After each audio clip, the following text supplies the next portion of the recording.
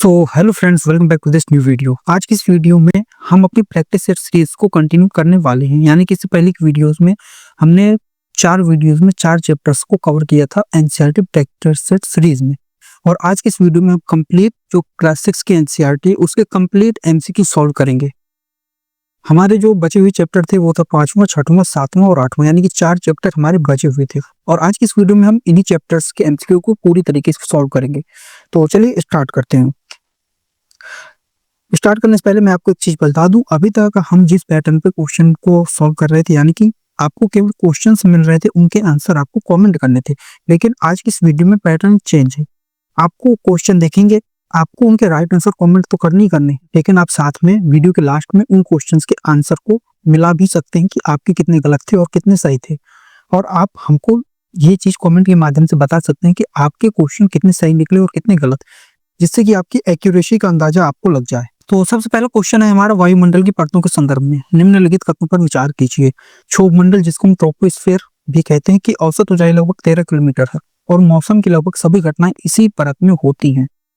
दूसरा स्टेटमेंट है, समताप मंडल स्ट्रेटोस्फेयर बादलों और मौसम संबंधी घटनाओं से लगभग मुक्त होता है, इसीलिए यह हवाई जहाज उड़ाने के लिए उपयुक्त है। इन दोनों में से कौन सा स्टेटमेंट सही, आपको वो बताना है और उसका आंसर कमेंट करना है, या आप कहीं पर नोट करके रख सकते हैं। कहीं पर नोट करके रख सकते हैं और नोट करने के बाद आप वीडियो के लास्ट में दिए गए आंसर से उसको मैच भी कर सकते हैं। तो इसका जो राइट आंसर होगा आपको कमेंट करना है और ये वीडियो के लास्ट में जो आपको बताया जाए उससे मैच करना है। तो पहला क्वेश्चन ये हुआ। दूसरा क्वेश्चन महासागरों से रिलेटेड है। महासागरों के आकार और उनकी विशेषताओं का कौन सा मिलान सही है? प्रशांत महासागर ऐसाकार का है।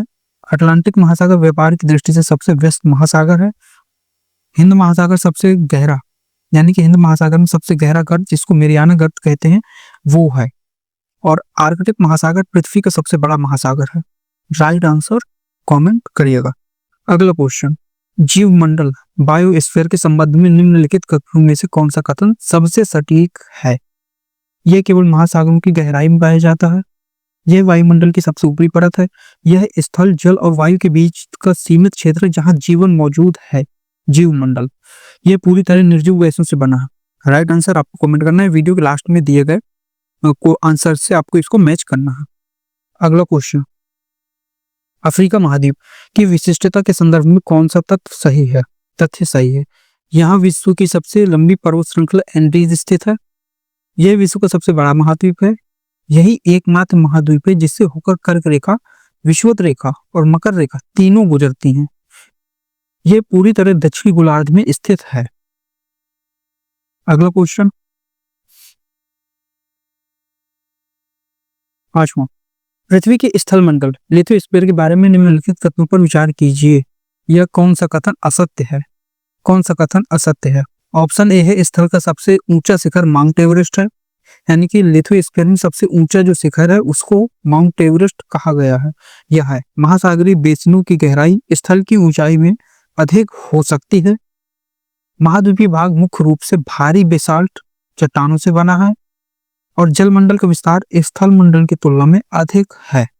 तो जो भी असत्य हो, यहाँ पर आप क्वेश्चन में देखेंगे असत्य, रॉन्ग स्टेटमेंट आपको फाइंड आउट करना है। तो जो भी गलत हो वो आप कमेंट कर सकते हैं। अगला क्वेश्चन, पर्वतों के प्रकारों के संदर्भ में निम्नलिखित युग्मों पर विचार कीजिए।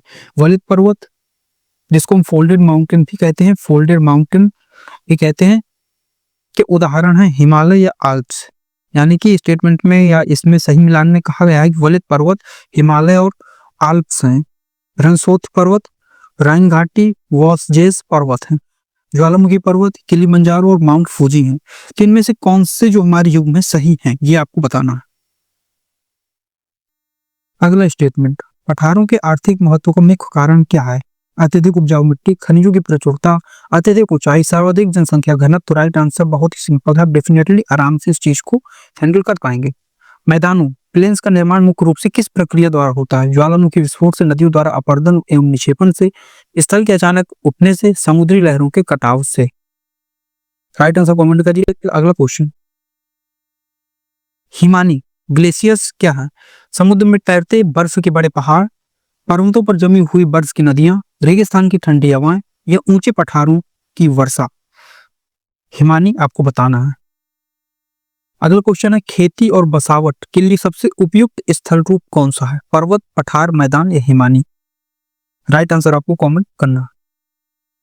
अगला क्वेश्चन, भारत की भौगोलिक स्थिति के संदर्भ में कौन सा कथन असत्य है? सत्य है। भारत की भौगोलिक स्थिति के संदर्भ में कौन सा कथन सत्य है? भारत पूरी तरह दक्षिणी गोलार्ध में स्थित है।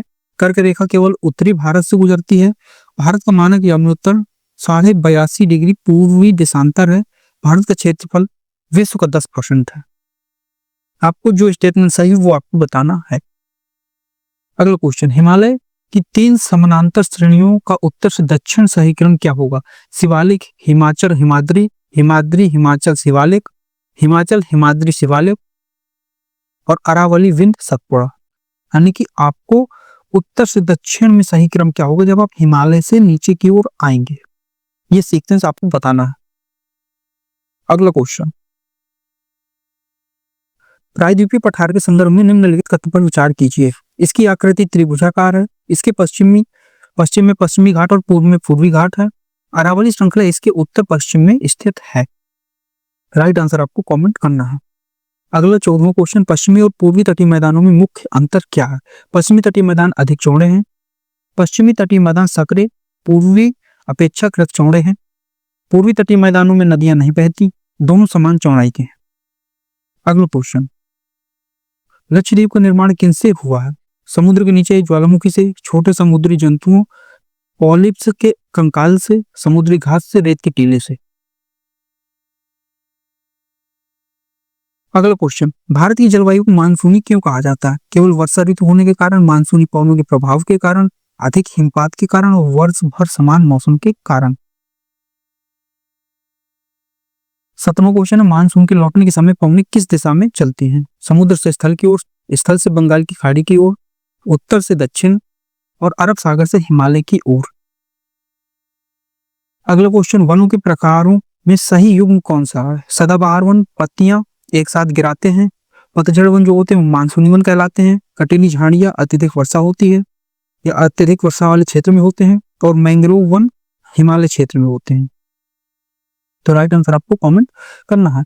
मैंग्रोव वनों के बारे में कौन सा कथन सत्य है? राइट स्टेटमेंट आप बताना। स्तनपायी जाति मीठे पानी में, खरे पानी में भी जीव रहते हैं, जैसे सुरन एक प्रसिद्ध उदाहरण है। इस स्टेटमेंट में लिखा गया है। और इनमें लकड़ी अत्यंत मुलायम होती है।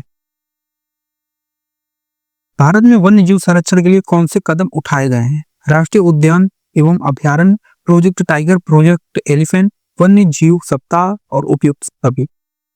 तो ये थे हमारे कुछ क्वेश्चन जो कि हमने 4 चैप्टर्स के जो हमारे बचे हुए थे उनको किया। अब हम आंसर्स देखते हैं, यानी कि 1 से लगाते 20वें क्वेश्चन तक जितने भी आंसर हमारे सही थे। तो पहले का सही था, दूसरे का भी, तीसरे का सही, चौथे का सही, 5वें का सही, 6वें का भी, 7वें का भी, 8वें का भी, 9वें का भी, 10 का, 11 का, 12 का भी, 13 का, 14 का भी, 15 का भी, 16 का भी, 17 का भी, 18 का भी, 19 का सी और 20 का डी।